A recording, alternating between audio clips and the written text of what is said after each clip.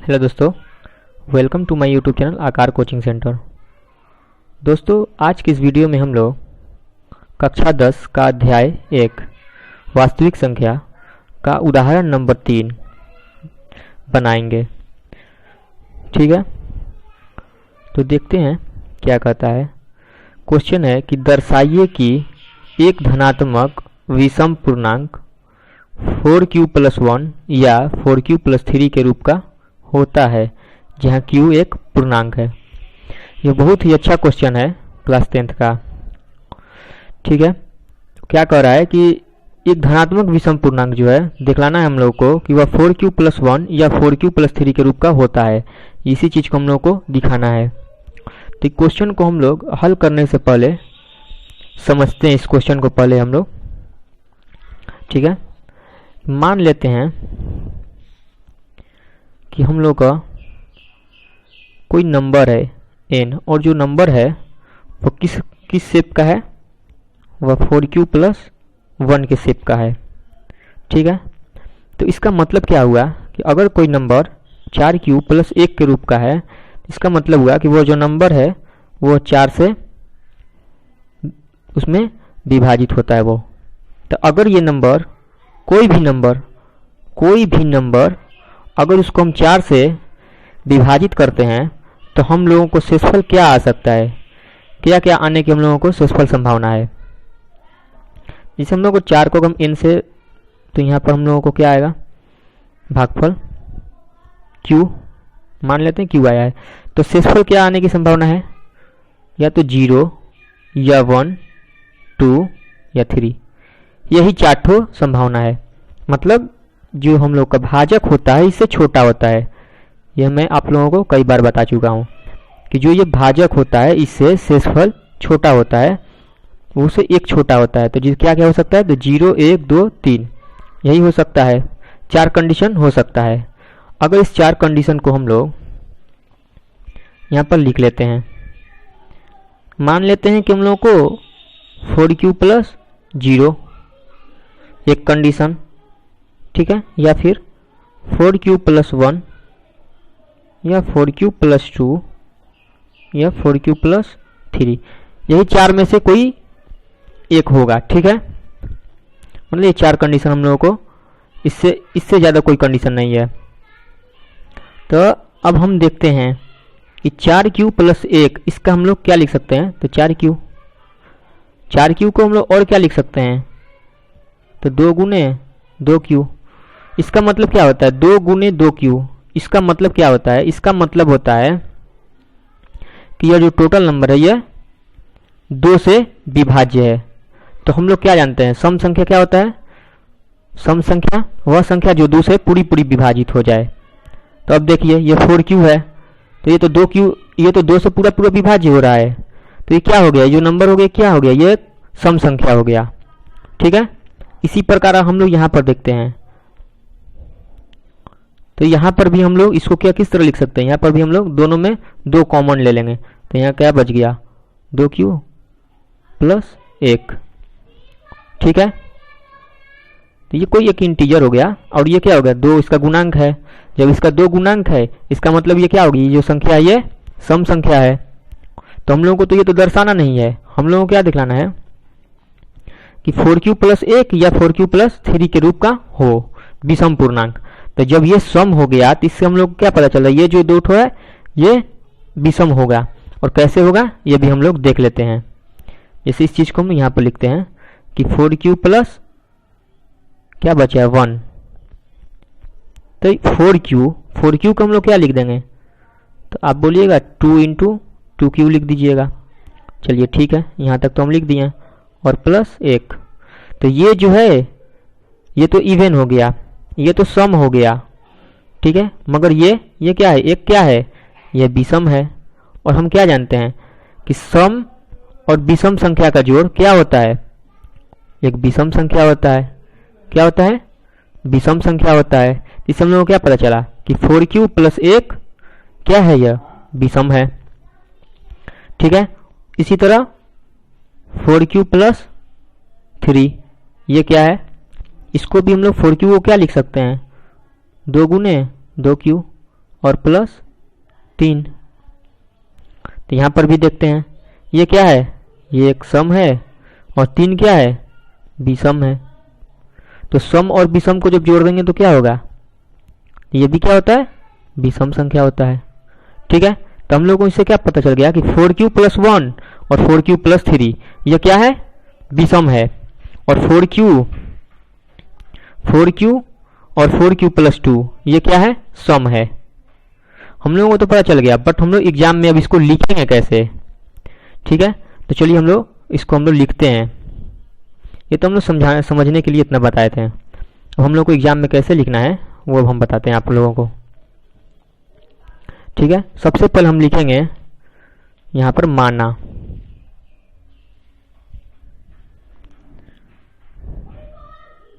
यहाँ पर लिखेंगे हम हल। ठीक है,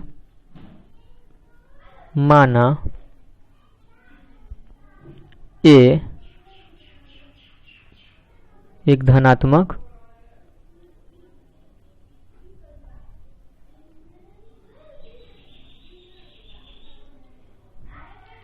विषम पूर्णांक है तथा b बराबर क्या हो जाएगा, 4। 4q + 1 के रूप का है तो b क्या हो जाएगा, 4। ठीक, यूक्लिड विभाजन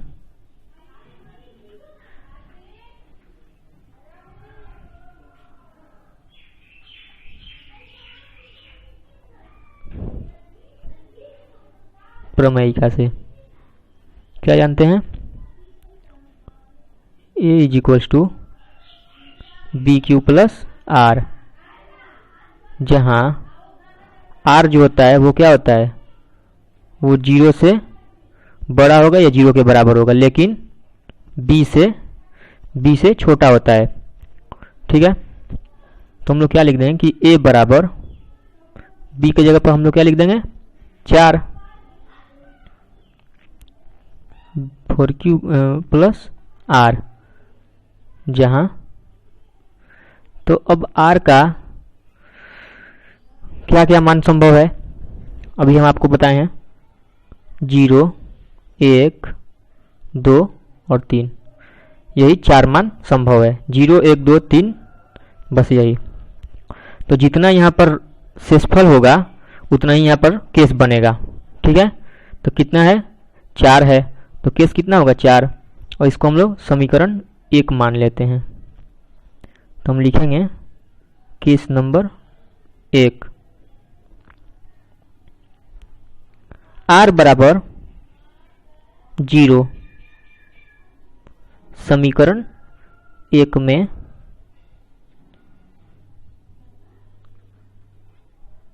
रखने पर।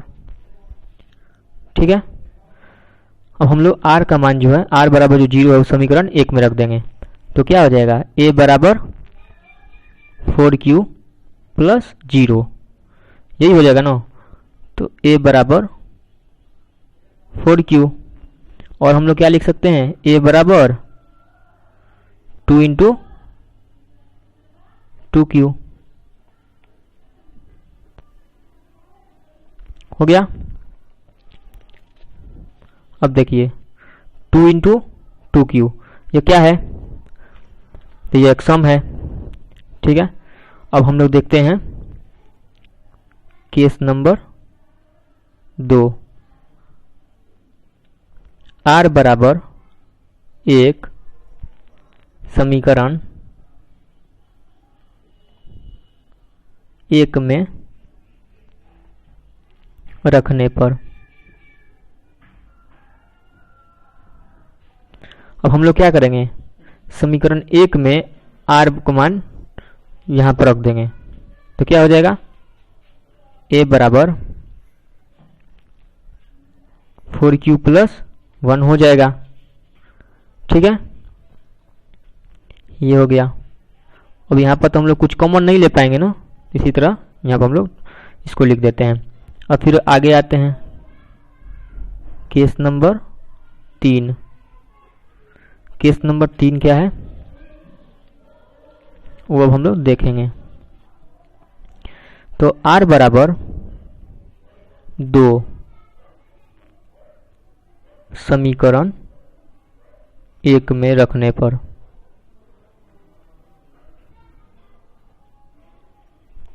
तो हम लोग समीकरण 2 में 1 में रख देंगे 2 r की जगह पर, तो क्या हो जाएगा 4q + 2।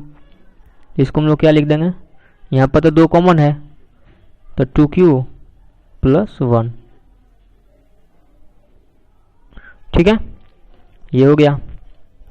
अब हम देखते हैं क्या बच गया, एक और केस बच गया, केस नंबर 4 जो है कि r बराबर 3 समीकरण 1 में रखने पर। समीकरण 1 में रखने पर तो क्या हो जाएगा, a बराबर 4q + 3 हो गया। तो हम लोग क्या देखें कि केस नंबर 1 और केस नंबर 3, 1 और 3 यह क्या है, यह एक सम संख्या है, सम पूर्णांक है, इसलिए 1 और 3 क्या होगा, तो यह मतलब यह 4q + 1 या 4q + 3 के रूप का नहीं है। अब हम लोग बच के गया तो 4q + 1 और 4q + 3 ये जो है एक विषम पूर्णांक है।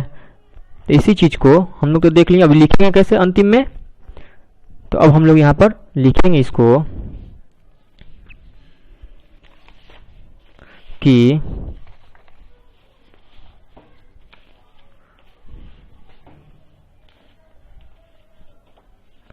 लास्ट में अब हम लोग लिखेंगे चूंकि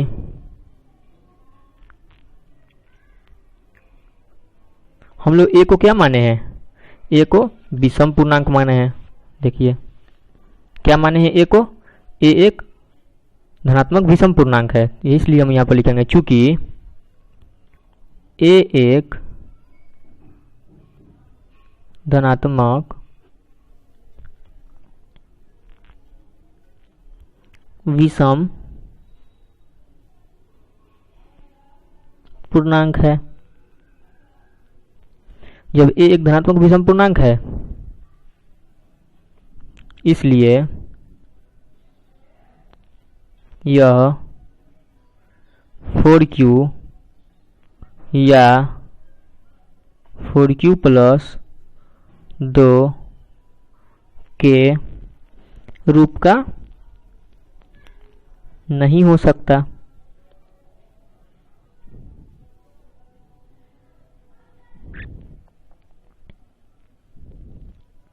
जब इस रूप का नहीं होगा तो किस रूप का होगा, तो लिख देंगे अतः कोई भी धनात्मक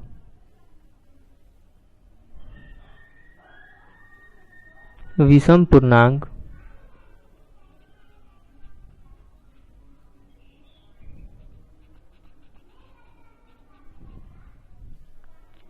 कोई भी धनात्मक विषम पूर्णांक 4q + 1 या 4q + 3 के रूप का होगा।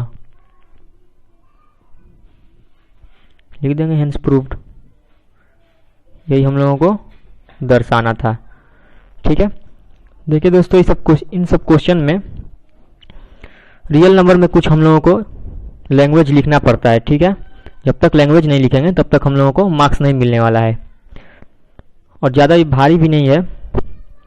थैंक यू दोस्तों, आज के लिए इतना ही। नेक्स्ट वीडियो में हम लोग अगले टॉपिक को पढ़ेंगे। Thank you.